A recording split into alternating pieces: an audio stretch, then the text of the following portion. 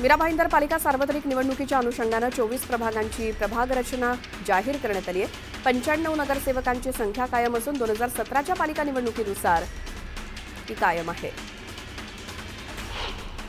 पुणे पालिकेचा प्रारूप प्रभाग रचनेवरती अक्षरशः हरकती आणि सूचनांचा पाऊस पडलाय। शेवटच्या दिवशी तर तब्बल 2899 हरकती आणि सूचना निवडणूक शाखेकडे सादर झाल्यात, तर एकूण हरकतींचा आकडा 5496 इतका झालाय। पनवेल पालिकेची प्रभाग रचना बुधवारी नागरिकांसाठी जाहीर करण्यात आली। काही प्रभागात किरकोळ बदल वगळता 2017 प्रमाणे प्रभाग रचना असून याबाबतच्या हरकती आणि सूचनांनंतर अंतिम प्रभाग रचना जाहीर होणार असल्यामुळे इच्छुकांची प्रतीक्षा संपली आहे। आगामी ठाणे महापालिकेच्या निवडणूक पार्श्वभूमीवर पालिका प्रशासनाने प्रारूप प्रभाग रचना जाहीर केली। प्रारूप प्रभाग रचनेवरती शेवटच्या दिवशी सुमारे 200 हरकतींची नोंद झालेली आहे। अक्कलकोटचे आमदार सचिन कल्याण शेट्टी आणि देवेंद्र कोठे यांनी मुख्यमंत्री देवेंद्र फडणवीस यांच्या घरातील बाप्पाचं दर्शन घेतलं।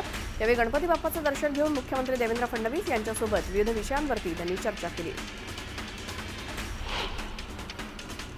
पुणे शहरात गणेश विसर्जन मिरवणुकीदरम्यान कोणतीही अनुचित घटना घडू नये यासाठी शहर पोलीस दलाकडून कडेकोट बंदोबस्त तैनात करण्यात आलेला आहे। सुमारे 8000हून अधिक पोलीस अधिकारी, अंमलदार आणि होमगार्ड बंदोबस्तासाठी तैनात असतील, तर मोबाईल सर्व्हिलन्स व्हॅन्स, ड्रोन आणि सीसीटीव्ही कॅमेऱ्यांच्या माध्यमातून संशयितांच्या हालचालींवरती करडी नजर ठेवली जाणार आहे। यंदाच्या गणेश विसर्जन मिरवणुकीत पोलीस प्रशासनाने प्रत्येक मंडळाला 2 ढोल ताशा पथकांना परवानगी देत एका पथकातील सदस्य संख्या 60 पर्यंतच मर्यादित ठेवली आहे। मात्र एका पथकात 60 सदस्य संख्या ही कमी असून आवश्यकतेनुसार संख्या ठेवण्यात येईल अशी भूमिका ढोल ताशा महासंघाने घेतली आहे। त्यामुळे एका पथकात नेमकी किती सदस्य संख्या असेल हे मात्र गुलदस्त्यात असेल। गोंदिया शहरातील नागपूरच्या टेकडी गणपतीच्या प्रतिकृती विराजमान करण्यात आलेल्या आहे। गेल्या 18 वर्षांपासून इथे बाप्पा विराजमान केला जातो। यंदा या बाप्पाला महाकालेश्वर उज्जैनची प्रतिमा तयार करण्यात आली आहे। पुण्यातील श्रीमंत दगडूशेठ हलवाई गणपतीच्या दर्शनासाठी मोठी गर्दी उसळली आहे। राज्यभरातून गणेश भक्त दगडूशेठ हलवाई गणपतीच्या दर्शनासाठी दाखल झालेत। दर्शनासाठी लांबच लांब रांगा लागल्यात। मुंबईच्या गिरगावात बोरभाट लेनमध्ये गिरगावचा विघ्नहर्ताची स्थापना करण्यात आली। तरुण मित्र मंडळाकडून बाप्पाची स्थापना करण्यात आली। या मंडळाचं यंदाचं 39वं वर्ष आहे। अहिल्यानगरच्या आव्हाणे गावात गणेशोत्सवाचा उत्साह बघायला मिळतोय। आव्हाणे गावातील गणपतीला आडवा गणेश किंवा निद्रिस्त गणेश असं देखील म्हटलं जातं आणि हा गणपती शेतात नांगरणी करताना सापडला तेव्हापासून हा गणपती तसाच ठेवून गावकऱ्यांनी या ठिकाणी मंदिर बांधलं। बाप्पाच्या दर्शनासाठी भक्त इथे गर्दी करतायत।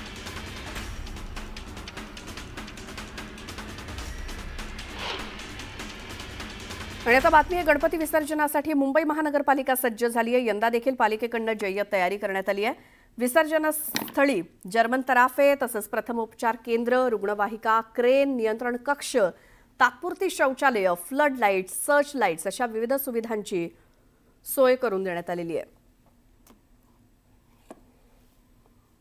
आपल्या सगळ्यांच्या लाडक्या गणरायाला निरोप देण्यासाठी अनंत चतुर्दशीची तयारी ही आता अंतिम टप्प्यामध्ये आलेली आपल्याला पाहायला मिळते आहे। मुंबईच्या गिरगाव चौपाटीवरती अनेक गणेश भक्त एकवटणार आहेत ते गणेश विसर्जनाच्या निमित्तानं, आणि त्याकरता या संपूर्ण चौपाटीचं स्वरूप आता आपल्याला बदललेलं पाहायला मिळते। गिरगाव चौपाटीवरती आपण जर बघितलं तर जर्मन तराफे असतील, स्वागत कक्ष, पोलीस कक्ष हा अतिशय सुसज्ज करण्यात आलेला आहे। सोबतच गणेश विसर्जनासाठी 70 नैसर्गिक स्थळं आणि 290हून अधिक कृत्रिम तलाव सुद्धा सज्ज झालेली आहेत। 10,000हून अधिक अधिकारी आणि कर्मचारी या विसर्जन स्थळी अर्थात वेगवेगळ्या मुंबईच्या भागांमध्ये असणार आहेत। त्याचबरोबर आपण समोर बघतोय की निर्माल्य कलश असतील, नियंत्रण कक्ष, निरीक्षण मनोरे, विद्युत व्यवस्था, रुग्णवाहिका इत्यादी सोयी सुविधा इथे करण्यात आलेल्या आहेत।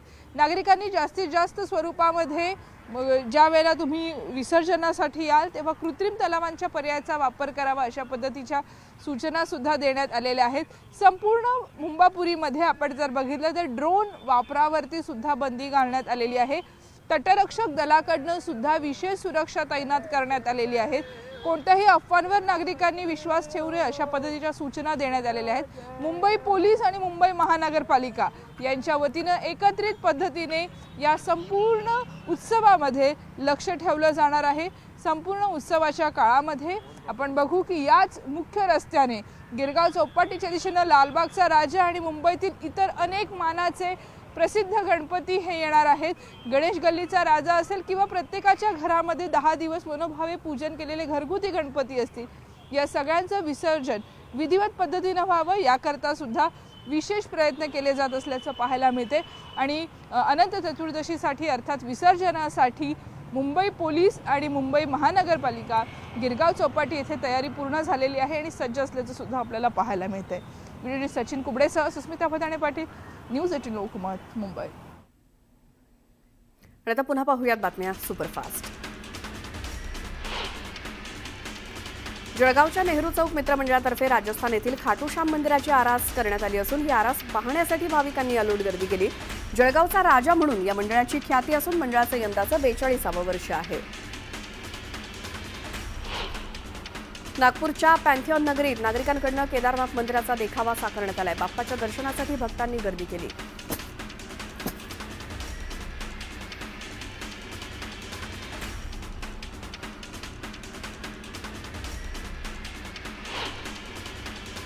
मावळमधील शिळीम गावातील लहू धनवे यांनी घरगुती गणपती देखाव्यात वीर बाजीप्रभू देशपांडे, फुलाजी देशपांडे, रायाजी बांदल आणि शेकडो मावळ्यांच्या शौर्याला सलामी देण्यासाठी पावनखिंड गाथा शौर्याची हा देखावा साकारलाय।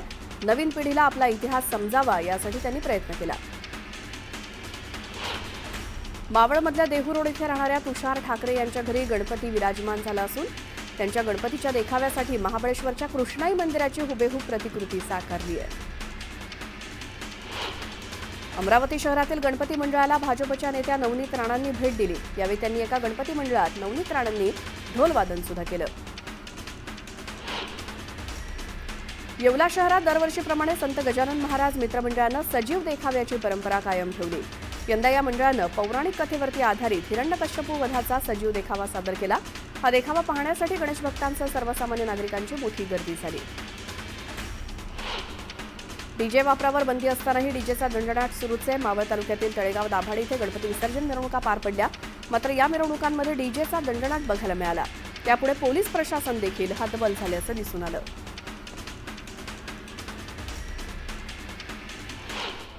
एक मोठी बातमी बघूयात। नागपूरमध्ये पैशाच्या वादातनं शांतीनगर पोलीस ठाण्याच्या हद्दीत गुन्हेगारांनी धुडगूस घातला।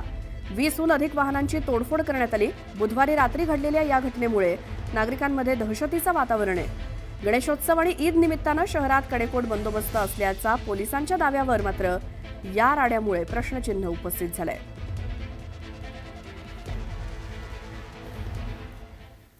ठाणे महानगरपालिकेनं अनधिकृत इमारतींवरती कारवाई सुरू केली आहे। उच्च न्यायालयाच्या आदेशानुसार ठाणे महानगरपालिकेनं ही तोडक कारवाई केली। ठाण्यातील लोकमान्य नगर पाडा नंबर 1 अनधिकृत 4 मजली इमारतीवरती हातोडा पडला।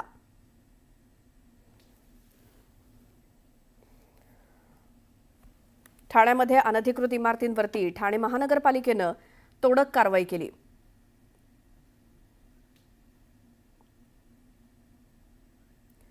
आणखी एक महत्त्वाची बातमी बघूयात। करमाळ्याच्या पोलीस उपअधीक्षक यांना दमदाटी केल्याचा अजित पवारांचा व्हिडिओ व्हायरल झाला होता। दरम्यान व्हिडिओ काढल्याप्रकरणी 15 ग्रामस्थांवरती गुन्हा दाखल झालाय। राज्याचे उपमुख्यमंत्री अजित पवार यांनी सोलापूर जिल्ह्यातील करमाळ्याच्या पोलीस उपअधीक्षक अंजना कृष्णा यांना फोनवरनं दमदाटी केल्याचा आरोप करण्यात आलाय। माढ्याच्या कुर्डू गावात रस्त्याच्या कामासाठी मुरुम उत्खनन होत असल्याची तक्रार आली होती। त्यानंतर पोलीस उपअधीक्षक अंजना कृष्णा घटनास्थळी पोहोचल्या।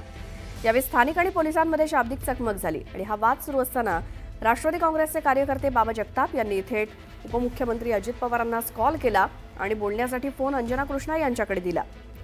अंजना कृष्णा यांनी अजित पवारांना ओळखलं नाही म्हणून रागावलेल्या अजित पवारांनी अंजना कृष्णा यांना खडेबोल सुनावत थेट व्हिडिओ कॉलच केला। दरम्यान उपमुख्यमंत्री अजित पवार आणि आयपीएस अंजना कृष्णा यांच्यामध्ये काय संभाषण झालं ऐकूयात। हाँ, तो हमको उनको मदद करने का ही काम है सर। आपके साथ बोल रहा हूँ, मैं आपको आदेश देता हूँ कि वो रुकवाओ और आप जाओ और तहसीलदार को बताओ कि अजित पवार जी का फोन आया था। डिप्टी चीफ मिनिस्टर ने मुझे कहा ये सब रुकवाने के लिए, क्योंकि अभी मुंबई में जरा मुंबई का माहौल एकदम खराब हुआ है, उसको अपने को प्राधान्य देना है। मेरा नाम बताओ उनको। सर उनको वो छोड़ दो। मुझे आप एक काम कीजिए, आप मुझे मेरे फोन में मतलब डायरेक्ट कॉल कीजिए ना। एक मिनट, मैं तेरे ऊपर एक्शन लूंगा। अभी मैं खुद आपके साथ बोल रहा हूँ कि आप मुझे डायरेक्ट कॉल बताती हो। सर मुझे कैसे मुझे पता समझ है में आप नहीं सर? आता। सर समझ रही है सर, जो आप बोल रही है समझ रही है, पर मुझे सुनो हाँ, तुझे मुझे देखना है ना, तेरा नंबर दे दो या व्हाट्सएप कॉल करो। ठीक है सर, मैं यहाँ से बोल देता हूँ। ठीक है सर, मेरा चेहरा तो आपको समझ में आएगा ना। ठीक है सर। इतना आपको डेयरिंग हुआ है क्या? सर मेरे तो कार्रवाई जो किया है मुझे कैसे पता है सर? दरम्यान आपण जाणून घेऊयात नेमक्या कोण आहेत अंजना कृष्णा. तर अंजना कृष्णा या केरळमधल्या त्रिवेंद्रमच्या 2022-23च्या UPSC परीक्षेतील 355वा रँक मिळवलेल्या अधिकारी आहेत. सध्या त्या करमाळ्यामध्ये पोलीस उपअधीक्षक या पदावरती कार्यरत आहेत आणि कडक शिस्तीच्या अधिकारी म्हणून त्यांनी आपली ओळख निर्माण केली आहे. अवैध व्यवसाय विरोधात त्या कडक कारवाई करतात आणि याच संदर्भात उपमुख्यमंत्री अजित पवार यांच्याशी त्या फोनवर बोलत असताना त्यांनी अजित पवार यांना मात्र ओळखलं नाही. या आहेत अंजना कृष्णा. सरकारने जर ठरवलंय की सर्वसामान्य माणूस किंवा प्रशासकीय अधिकारी यांची कुठली पत्रासच ठेवायची नाही आणि फक्त गुंडांनाच अभय द्यायचं, तर तिथे कोण काय बोलेल. DCM म्हणजे डेडिकेटेड मॅन दिसतच नाहीये. DCM म्हणजे डिफॉल्टर्स, चीटर्स मॅनेजमेंट झालंय की काय, अशी एकूण इथली परिस्थिती आहे. खरंच अशा पद्धतीने एखाद्या प्रशासकीय अधिकाऱ्यांना, कर्मचाऱ्यांना आपल्या कर्तव्यापासून विन्मुख करणे, त्यांना धमकावणे, दमदाटीची भाषा करणे हे सरकार पक्षामधल्या जबाबदार उपमुख्यमंत्र्यांना अशोभनीय आहे. यंग ऑफिसर तुम्हाला काही प्रश्न विचारते तर ते तुम्हाला झोंबतात, त्यावर तुम्ही त्यांना आणि धमकी देता की तुझं डेअरिंगच कसं झालं. मी उपमुख्यमंत्री बोलतोय. मला असं वाटतं अजित पवारांना एक गोष्टीचं भान ठेवायला हवं की त्या IPS ऑफिसर आहेत आणि त्या अतिशय उच्च शिक्षित आहेत. पातळी सांभाळून त्यांनी वागणं गरजेचं आहे. प्रत्येकाला शहाणपण शिकवायला जातात आणि आज जे त्यांनी केलं ते अतिशय डिस्टर्बिंग आहे. कुठल्याही प्रकारे त्या ऑफिसरला जर त्रास झाला, त्यांची बदली केली, त्यांना कुठल्याही प्रकारे त्यांचा छळ झाला तर मात्र अजित पवार तुम्हाला आम्ही सोडणार नाही. आमची प्रमुख मागणी आहे, अजितदादांनी राजीनामा द्यावा आणि महाराष्ट्राची माफी मागावी, लाडक्या बहिणींची, लाडक्या भावांची माफी मागावी आणि या ठिकाणी मुख्यमंत्र्यांनी लक्ष घालण्याचं काम करावं ही आमची विनंती आहे. दरम्यान या सगळ्या वादावरती प्रतिक्रिया देताना उपमुख्यमंत्री अजित पवारांनी संबंधित अधिकाऱ्यांना केवळ सूचना दिल्याचं राष्ट्रवादीचे नेते आनंद परांजपे यांनी सांगितलं. एका प्रोबेशनरी IPS अधिकाऱ्याला जर राज्याचे उपमुख्यमंत्री माननीय अजितदादा पवार कोण अशा प्रकारचा प्रश्न जर एक अधिकारी विचारत असेल तर हे देखील चुकीचं आहे. माननीय अजितदादा पवार साहेबांनी त्यांना एवढंच सांगितलं की कारवाई थांबवावी. तशा प्रकारच्या सूचना माझ्या फोन आल्याच्या या तहसीलदारांनाही द्यावा. आता पुन्हा पाहूयात बातम्या सुपरफास्ट. मुलुंड ते कळवा दरम्यान रेल्वेनं प्रवास करत असताना एका तरुणाचा तोल गेला आणि तो थेट विटावा खाडीत पडला. हा 19 वर्षीय तरुण कळव्यातील गोलाईनगरचा रहिवासी आहे. तरुणाचा शोध सुरू आहे. जळगावातील पाळधीमध्ये अवैधरित्या गॅस भरणाऱ्यांवरती स्थानिक गुन्हे शाखेनं कारवाई केली. या कारवाईत 5 लाखांचा मुद्देमाल जप्त केलाय आणि दोघांविरोधात गुन्हा दाखल केलाय. लातूर जिल्ह्यातील चाकूर शेळगाव फाटा या मार्गावरील तिरू नदीच्या पुलाखाली एका सुटकेसमध्ये महिलेचा मृतदेह सापडला. पत्नीची हत्या केल्याप्रकरणी पोलिसांनी तिच्या पतीसोबतच 4 साथीदारांवर गुन्हा दाखल केला असून त्यांना 5 दिवसांची पोलीस कोठडी सुनावली आहे. आईवरून शिवी दिल्यामुळे कोल्हापुरात मित्रानंच मित्राची हत्या केल्याचा प्रकार घडलाय. कोल्हापूरच्या हनुमाननगरमधली घटना. हत्या केल्यानंतर आरोपीनं घराला आग लावली आणि पोलिसांनी या प्रकरणी चंद्रकांत शेळके या 73 वर्षीय व्यक्तीला अटक केली आहे. म्हाडाच्या नाशिक मंडळातर्फे नाशिक शहर परिसरातील गृहनिर्माण योजनेतील गृहप्रकल्पांतर्गत 478 घरांच्या विक्रीसाठी लॉटरी काढण्यात येणार आहे. यासाठीच्या ऑनलाईन अर्ज नोंदणी आणि अर्ज भरणा प्रक्रियेचा शुभारंभ म्हाडाच्या उपाध्यक्षांच्या हस्ते करण्यात आला. लाल परीचं अचूक ठिकाण मोबाईलवरती दिसेल. बस वेळेवरती येणार की नाही याची माहिती मिळेल अशी आशा प्रवाशांना महाराष्ट्र राज्य मार्ग परिवहन महामंडळानं दाखवली होती. 15 ऑगस्टपासून लाईव्ह लोकेशन ॲप सुरू होईल अशी घोषणा करण्यात आली, पण प्रत्यक्षात आजपर्यंत हे ॲप काही सुरू झालेलंच नाही. त्यामुळे गणेशोत्सवाच्या गर्दीत कोकणात आलेल्या लाखो चाकरमान्यांचा आणि सामान्य प्रवाशांचा मोठा हिरमोड झालाय. सोलापूर कोर्टाकडनं गणेश विसर्जन मिरवणुकीत डॉल्बी सिस्टीम आणि लेझर लाईट वापरण्यास बंदी आदेश कायम ठेवण्यात आले. जिल्ह्यातील अनेक नागरिक सामाजिक संघटनांकडनं डीजेवरती बंदी घालण्याची मागणी करण्यात आली होती. ईद ए मिलादच्या निमित्तानं जळगावात रोषणाई करण्यात आली. शहरातील विविध मशिदींवरती आकर्षक रोषणाई करण्यात आली आहे. गणेशोत्सव आणि दुर्गादेवी उत्सवासाठी ज्याप्रमाणे वर्गणी जमा करतो तशीच वर्गणी आता आंदोलनासाठी जमा करा, असं आवाहन बच्चू कडू यांनी केलंय. सरकारला सत्तेतून खाली खेचण्यासाठी वर्गणी जमा करण्याची गरज असल्याचं ते म्हणाले. सिंधुदुर्ग आणि कोल्हापूरला जोडणारा तळेरे गगनबावडा राष्ट्रीय महामार्ग 12 सप्टेंबरपर्यंत वाहतुकीसाठी बंद करण्यात आलाय. गगनबावडा घाटात मोठ्या प्रमाणात दरड कोसळल्यामुळे घाट वाहतुकीसाठी बंद झालाय. इथली दरड हटवण्याचं काम सध्या थांबवण्यात आलं असून सकाळपासून पुन्हा काम सुरू होईल. नागपूर शहरामध्ये जड वाहनांना सकाळी 9 ते रात्री 10 वाजेपर्यंत बंदी घालण्यात आली आहे. अपघात आणि वाहतूक कोंडी कमी करण्यासाठी वाहतूक पोलिसांनी ही बंदी घातली आहे. गणेश विसर्जनाच्या पार्श्वभूमीवर सातारा पोलिसांनी कराडमध्ये रूट मार्च काढला. यावेळी पोलिसांनी मॉकड्रिल केलं. दंगा काबू नियंत्रण, अश्रुधुरांचा मारा करून जमाव नियंत्रित करण्याचं प्रात्यक्षिक पोलिसांकडनं सादर करण्यात आलं. अहिल्यानगरमध्ये राष्ट्रीय आरोग्य अभियानांतर्गत कार्यरत आरोग्य कर्मचाऱ्यांचा बेमुदत संप 17व्या दिवशीही सुरूच आहे. शासनानं मागण्यांकडे दुर्लक्ष केल्याच्या निषेधार्थ कर्मचाऱ्यांनी जिल्हा परिषदेवर मोर्चा काढला आणि मागण्या मान्य होईपर्यंत आंदोलन सुरूच राहील असा इशारा आंदोलकांनी दिला. लातूर जिल्ह्याच्या रेणापूर तालुक्यातील गव्हाण गावातील मराठा समाजातील व्यक्तींच्या कुणबी नोंदी आढळल्यामुळे त्यांना आता ओबीसी प्रमाणपत्र मिळू लागलंय. निजाम सरकारच्या जनगणनेत कुणबी असा स्पष्ट उल्लेख आढळल्याचे कागदपत्र मिळाल्यामुळे गव्हाण गावातील संदीपान पवार यांच्यासहित अनेकांचा ओबीसीमध्ये समावेश झालाय. युवक काँग्रेसमधील नागपूरच्या 4 कायमस्वरूपी निष्कासित पदाधिकाऱ्यांना पक्षानं दिलासा दिला. या पदाधिकाऱ्यांना पुन्हा नियुक्ती देण्यात आली. ठाणे महापालिकेनं अनधिकृत इमारत कारवाई सुरू केली आहे. उच्च न्यायालयाच्या आदेशानुसार ठाणे महानगरपालिकेची तोडक कारवाई सुरू होती. ठाण्यातील लोकमान्य नगर पाडा नंबर 1 अनधिकृत 4 मजली इमारतीवरती हातोडा पडला. गोंदिया जिल्ह्यातही ईद ए मिलाद उत्साहात साजरी केली जाते. जिल्ह्यातील मुस्लिम बांधवांनी इस्लाम धर्माचे विविध पैलू दर्शवणारे देखावे सादर केलेत.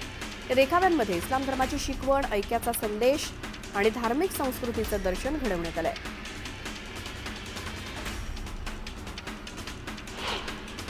एक मोठी बातमी बघूयात. मुंबईजवळच्या कर्जतमधील सुकून एम्पायर रेसिडेन्शियल प्रोजेक्ट वादात सापडलाय.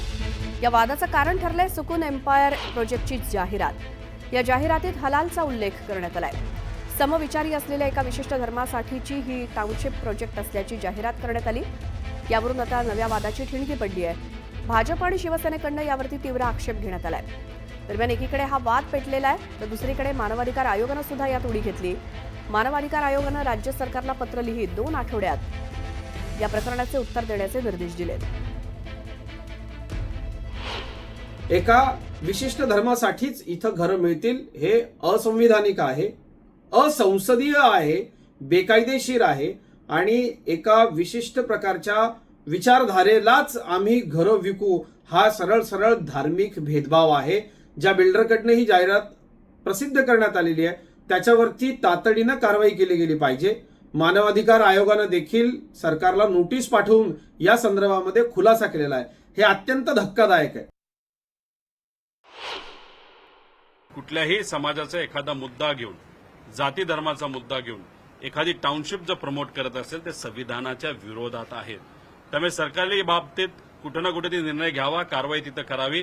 आम्ही कोणाचंही समर्थन करत नाही. जो संविधानाच्या विरोधात आणि जो जाती धर्माचा वापर हा पैसा कमवण्यासाठी करत असेल तर त्या सर्व लोकांच्या विचाराच्या विरोधात आम्ही सर्वजण आहोत.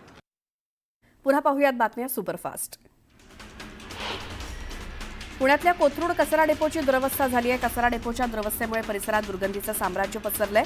कोथरूड परिसरातील कचरा डेपोमध्ये गेल्या महिनाभरापासून तब्बल 2 ते 3 हजार टन कचरा साठून राहिलाय. नवी मुंबईतल्या सिडकोच्या सुमारे 5,000 कोटींच्या जमीन घोटाळ्याच्या सर्वोच्च न्यायालयाच्या उच्चाधिकार समितीनं गंभीर दखल घेतली आहे.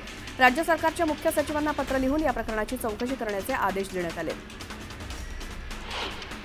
राज्यात 5 सप्टेंबरपर्यंत जोरदार पाऊस असणार आहे, त्यामुळे उत्तर महाराष्ट्रातील नंदुरबार, धुळे, नाशिक, जळगाव जिल्ह्यांना पूर परिस्थितीचा तर कोकणाला मुसळधार पावसाचा अलर्ट देण्यात आला आहे. गर्दीनं खचाखच भरून धावणाऱ्या लोकल ट्रेनचा प्रवास नजीकच्या काळात आरामदायी बनवण्यासाठी रेल्वे प्रशासनानं 238 एसी लोकल ट्रेन खरेदीच्या योजनेला गती देण्यात आली आहे. 12 डब्यांऐवजी 15 किंवा 18 डब्यांच्या एसी लोकल ट्रेनची आता निर्मिती केली जाणार आहे. पिंपरी चिंचवडमध्ये शिवसेना उद्धव बाळासाहेब ठाकरे पक्षाला मोठा धक्का बसण्याची शक्यता निर्माण झाली आहे. पार्थ पवार यांनी शिवसेना उद्धव बाळासाहेब ठाकरे गटाचे शहराध्यक्ष संजोग वाघेरे यांच्या निवासस्थानी जाऊन त्यांच्यासोबत भोजन केल्यामुळे राजकीय वर्तुळात चर्चांना उधाण आलंय. नंदुरबार जिल्ह्यामध्ये गेल्या 3 दिवसात विविध पक्षातून पदाधिकाऱ्यांनी भाजपात प्रवेश केला. आजही शरद पवारांच्या राष्ट्रवादीच्या महिला जिल्हाध्यक्षांनी भाजपात प्रवेश केला आणि त्यांच्यासह शेकडो कार्यकर्ते भाजपात सामील झाले. रत्नागिरीत वैभव खेडेकरांचा पक्षप्रवेश पुढे ढकलण्यात आलाय. नारायण राणे यांची प्रकृती बरी नसल्यामुळे पक्षप्रवेश सोहळा पुढे ढकलला गेलाय. तर पुढील 4 दिवसात मोठ्या थाटात भाजपमध्ये प्रवेश करणार असल्याचं खेडेकरांनी सांगितलं. मंत्री राधाकृष्ण विखे पाटलांचे शिर्डी विमानतळावरती जल्लोषात स्वागत करण्यात आलं. मुख्यमंत्र्यांनी विश्वास दाखवल्यामुळे मराठा समाजाचं स्वप्न पूर्ण झाल्याचा आनंद असल्याची प्रतिक्रिया त्यांनी दिली. मराठा आंदोलनात दंगल पेटण्याची संजय राऊत वाट पाहत होते असा आरोप माजी आमदार शहाजीबापू पाटलांनी संजय राऊतांवरती केला. तर संजय राऊतांचा आता जळफळाट होत असल्याचं देखील त्यांनी म्हटलं. पश्चिम महाराष्ट्रातील कुणबी मराठा समाजाला आरक्षण मिळण्यासाठी सार्वजनिक मंत्री शिवेंद्रसिंहराजे भोसले यांनी महत्त्वाची भूमिका बजावली. या निमित्तानं साताऱ्यातील पवई नाक्यावरील शिवतीर्थावर मंत्री शिवेंद्रसिंहराजे यांचा मराठा क्रांती मोर्चा आणि मराठा समाजाच्या वतीनं सत्कार करण्यात आला. अकोल्यात ओबीसी समाजानं आंदोलन केलं. आंदोलनातून मराठा समाजाच्या मागण्या मान्य केल्यानं विरोध केलाय. सरकारचा निर्णय ओबीसींवरती अन्याय असल्याचा आरोप करण्यात आलाय. नांदेडच्या हिमायतनगर तहसील कार्यालयासमोर ओबीसी समाजानं आंदोलन केलं. यावेळी आंदोलकांनी शासन निर्णयाची होळी केली. ओबीसी समाजाच्या हक्कांवरती गदा आल्याचा आरोप करण्यात आलाय. अहिल्यानगरच्या कर्जतमध्ये सरकारनं काढलेल्या जीआरला ओबीसी समाजानं विरोध केला. ओबीसी आरक्षणाला धक्का देणारा जीआर असल्याचा आरोप आंदोलकांनी केला. तातडीनं जीआर रद्द करण्याच्या मागणीसाठी आंदोलनातून मागणी करण्यात आली.